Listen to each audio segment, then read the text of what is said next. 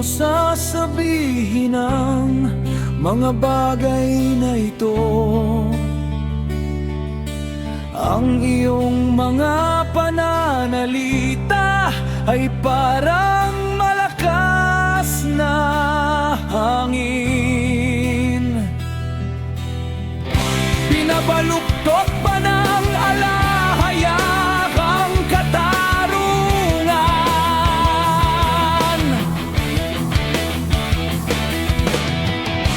Binabaluktot pa ng makapangyarihan sa lahat ang matuwid. Kung nagkasala ang iyong mga anak laban sa kanya, ibinigay niya sila sa parusa ng kanilang kasalanan. Ngunit kung ikaw ay hahanap sa lahaya at dadaig sa makapangyarihan sa lahat, kung ikaw ay dalisay at matuwid, tiyak na ngayon'y gigising siya para sa'yo at ibabalik ka niya sa iyong matiwasay na kalagayan. Kahit mababa ang iyong simula, ang iyong kinabukasan ay magiging napakadakila.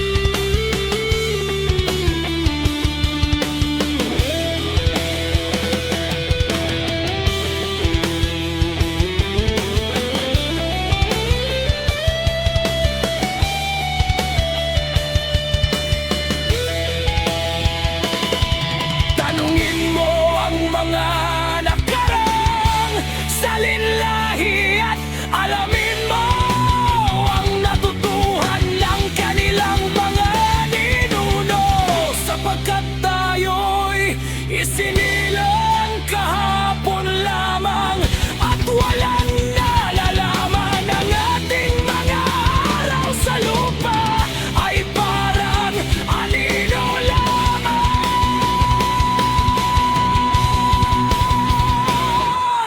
Hindi ka ba nila tuturuan at sasabihin sa'yo? Hindi ba sila magsasalita mula sa kanilang pangunawa? Maaari bang tumaas ang papiro kung walang latihan?